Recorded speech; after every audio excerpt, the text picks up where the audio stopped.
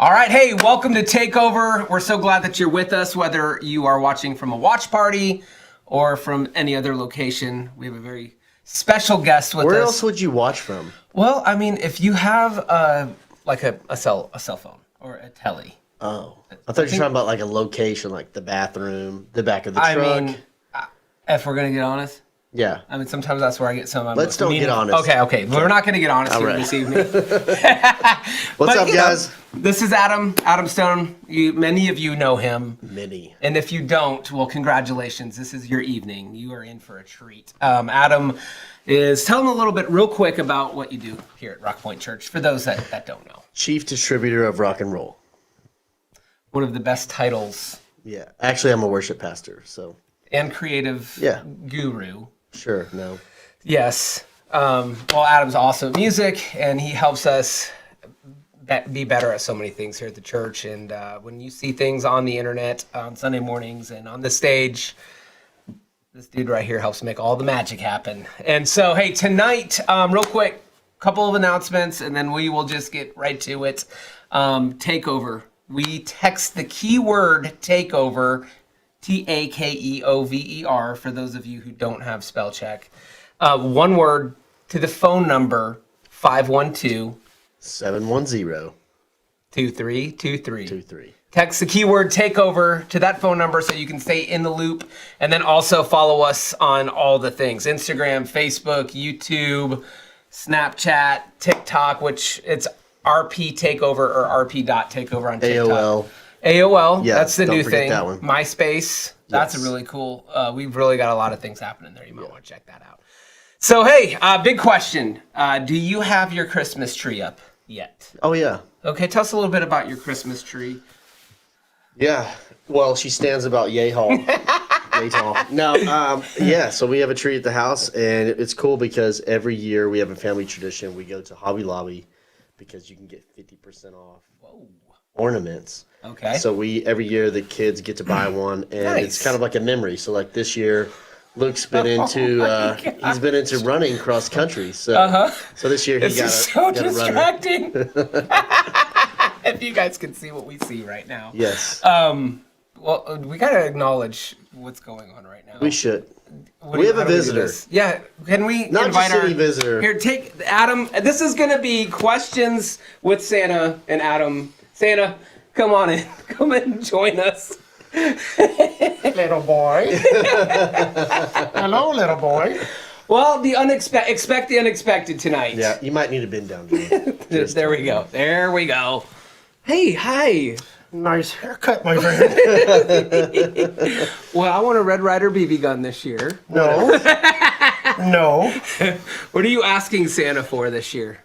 Or your children? What are your children's asking Santa for this year? Video games, man, like a Switch. Uh-oh. What is that? A Switch? PlayStation 5, man. I've been hearing stories about people sitting in parking lots for like... I've been standing in line for hours trying to get those things. Yeah. What about you? What I want for Christmas? I want to lift my truck. That's a... Yeah. You're not strong enough to lift your truck. That's it. But nice try. Santa, you have a lot of work to do, don't you? I do, so I better get on to it. My list is growing. His list is growing. Let's see. Naughty, nice. What do you think? Naughty? No. Nice? Nah, John's not naughty. Oh, come on. Great. Ladies and gentlemen, the one, the only, Bobo Gijo. Popo Gijo. Santa Claus. Chris Kringle. Bobo Gijo.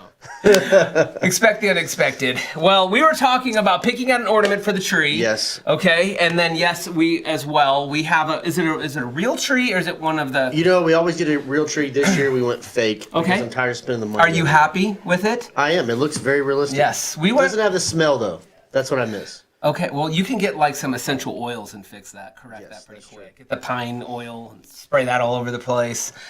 We have an assortment of trees going on in our house. Our kids each have like a little one in their room, like glowing, like fake ones. And then we went and got a real one. Cool. We're excited about it.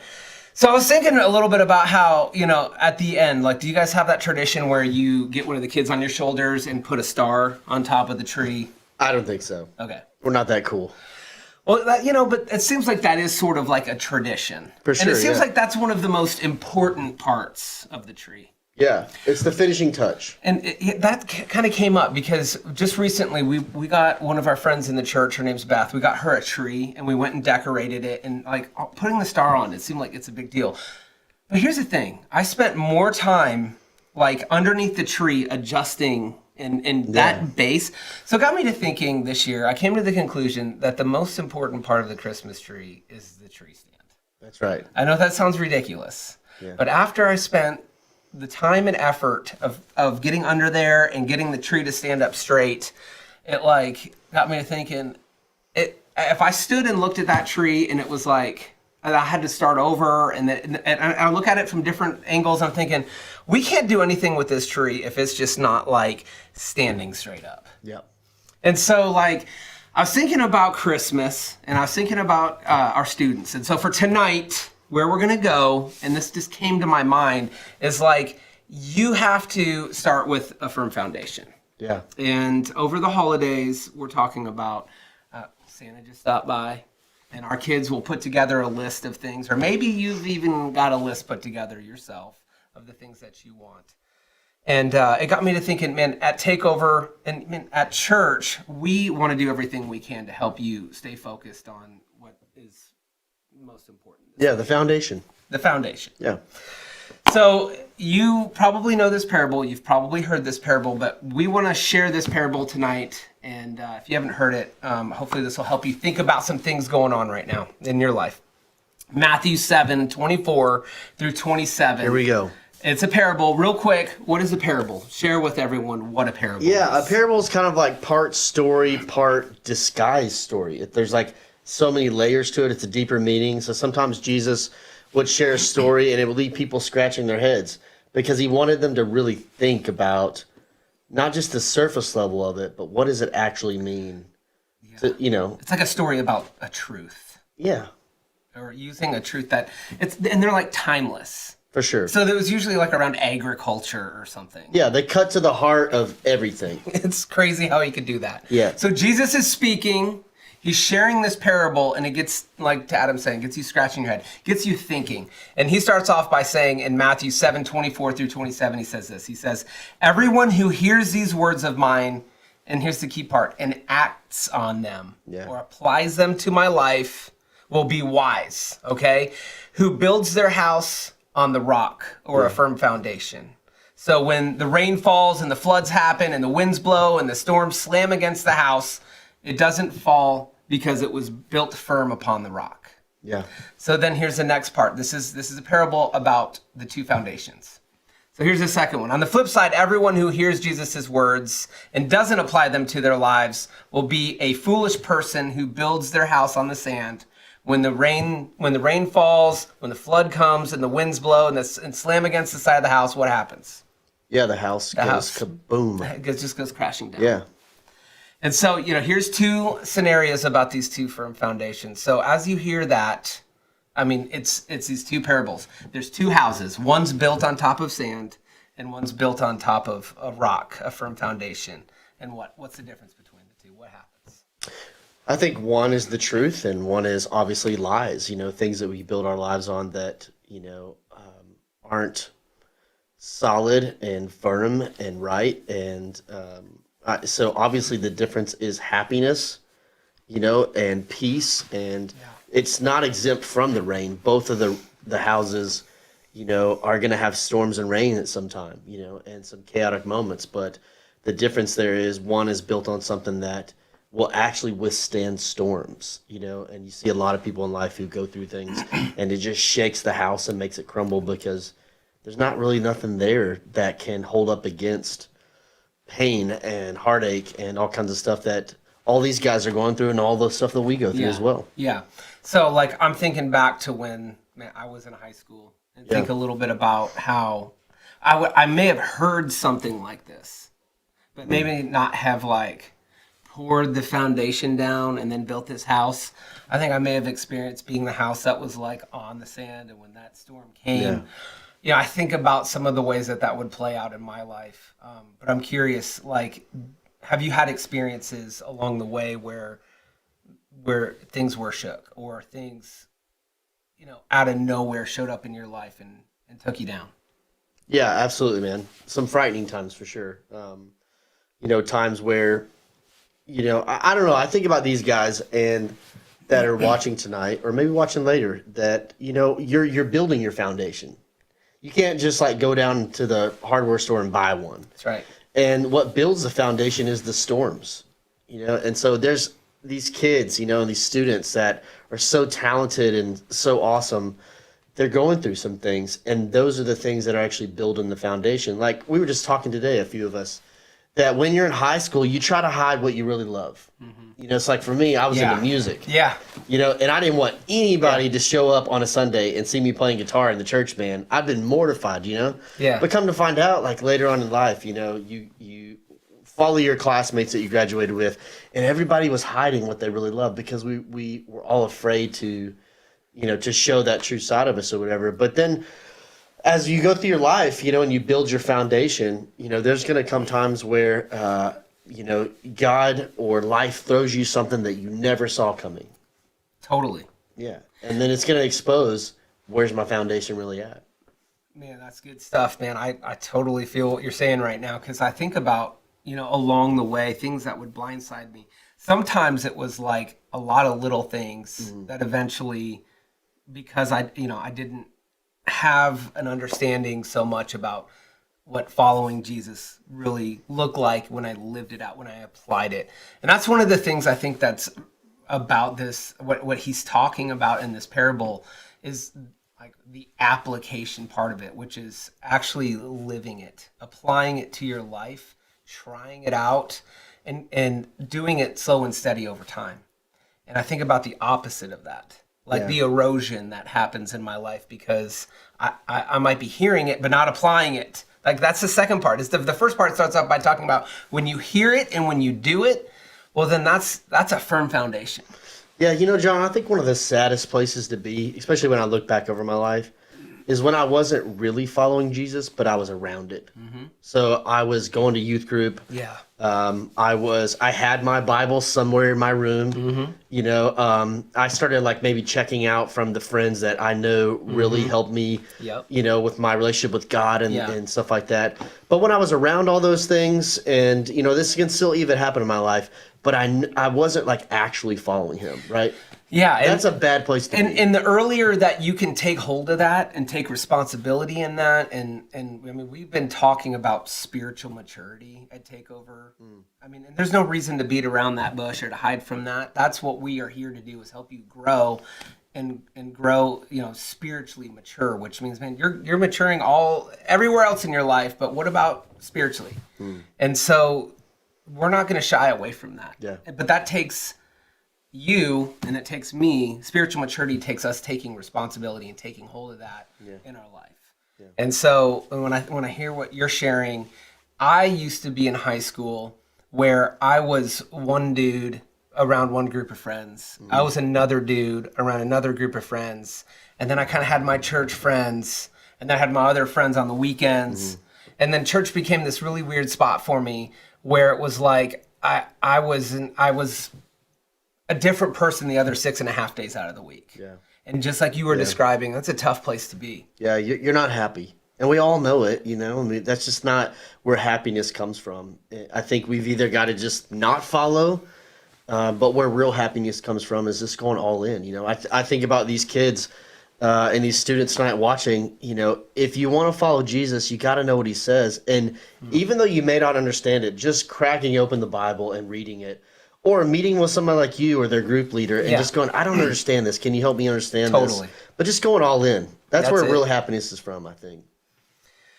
Yeah, man. And so that's one of the things I thought that was really cool about having you on here is you're a handyman. Yeah.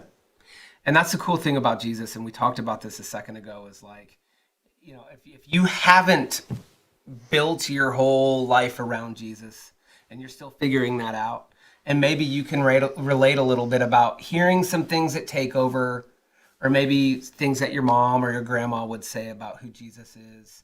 And then, you're living your life differently the other 6.5 days out of the week. and you might identify in this parable as like, okay, well, maybe I've got a little bit of this sandy foundation. Jesus is in the restoration business. So like, tell me a little bit of your mindset about being in the restoration business yourself. Like, what is being a handyman? Like, what's some of the thinking behind that a little bit? Yeah, so I had a friend tell me one day, Adam, when it comes to building, everything's fixable. And so I think that's spiritual. That, some of us have made mistakes that we think God can't overcome or we can't overcome.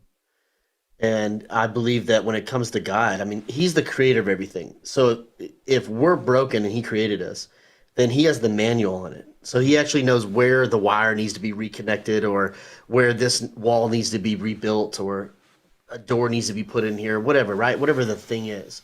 I believe everything is fixable, especially when it comes to our spirituality and our relationship with God. So let me challenge what you're saying, because I agree with you, but I think where we can just get things twisted is this is a big question. Yeah. Is who's the fixer?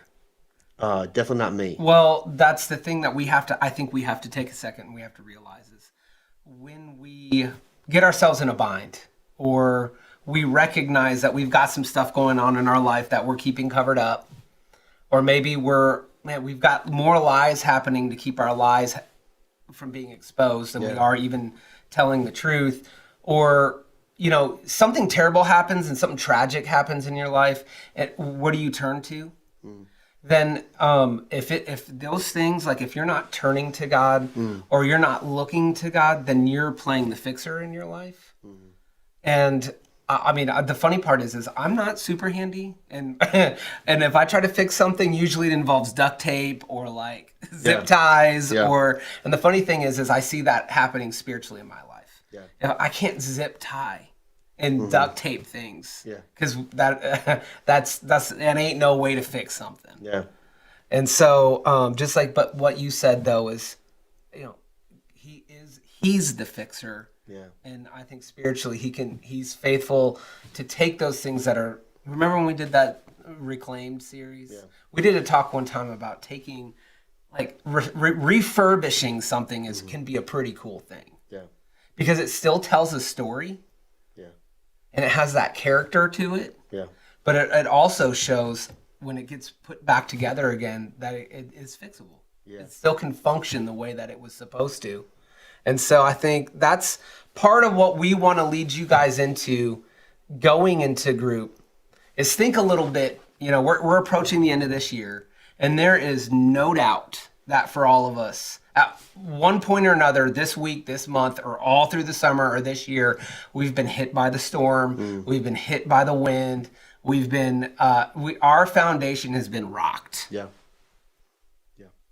So that's what we're going to attack. That's what we're going to go after. That's what we want to challenge you to take hold of tonight. This is the opportunity for getting something out of this, but you gotta put some skin in the game. You gotta be willing to step into this. Ask yourself those questions and get really honest about when that wind hit. What happened? What was that? You have to identify it, and you have to realize what's broken, and you have to take a step back and say, I'm not going to zip tie this. Like, I'm done with that. That's wearing me out. What do you think about that, man? And what do you want to add to that? Yeah, I think, there's going to be times in our lives where we realize we don't have that foundation. And a lot of us, what we do is we just start beating ourselves up.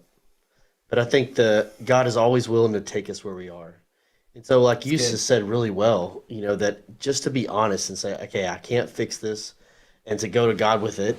And, a lot of times when we go to God, we think it's this like weird, like strange thing or whatever. But we all have a bedroom, and that bedroom can be a place where we just have some honest talk with God, like you and I are right now.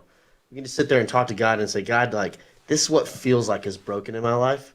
And I know that I can't fix it, and I know you can. But I just believe God's always willing to take us where we're at. It doesn't have to be this grand thing. Like I'm fixing my entire life. My entire life's broken. I'm fixing it. It can just be when God brings these things to our mind when we go, obviously something's broken here. We can start right there with him. And I think that's the key in this the tale of the two foundations is the difference between hearing it, which, you're hearing it tonight, but we beg, plead, and challenge you to go do more of that on your own. Like, you gotta crack open your Bible, or you have to get your phone out and download the Bible app. And like we talk about time and time again, spiritual practices, spiritual maturity, that happens with you taking hold of that. But that's the beauty of having our youth group, having groups, these watch parties, is we encourage each other to do that. We have accountability with that.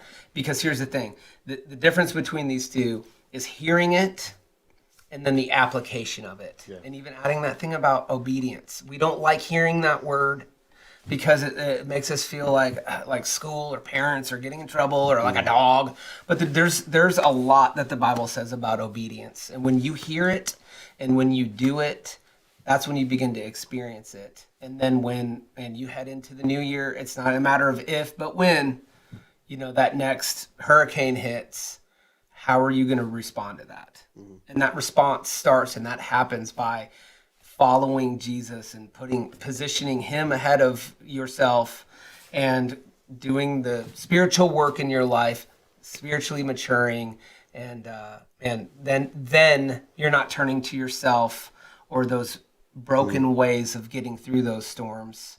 You have something to hang on to that will last and that will hold strong and hold firm. And like this passage says, man, the house isn't going to fall. It ain't going to tear apart because then you got Jesus right in the center. Yeah, that's great. So, hey, as you guys head into these next couple of weeks and over the holidays, man, it's so cliche and so cheesy, but man, be focused on that reason for the season, for Jesus, to experience him in new ways this Christmas season, because the truth is that we are in uncharted territory right now in this season. So it really is an opportunity for you to take some big steps forward in your faith and your relationship with Jesus through experiencing that. And so, Adam, thanks for being with us tonight. We have some questions for your group leaders. We're going to turn this over to your group leaders. You guys, be honest in your groups. Take some time. Think about those questions and try not to give those little one-word answers. Really dive into this stuff, because I think that you'll get more out of it and you'll experience more from it. Yeah, right on, man. Cool. Thanks for being with us, guys. And next Wednesday, we're going to be at our Leander campus for our Christmas party. We want to invite you to that, 6:30 to 8 o'clock. We'll have free food, a lot of Christmas fun around here. We'll have a lesson and we'll have some group time. We'd love to close out this year with you guys. So invite a friend, show up, and we'll see you there.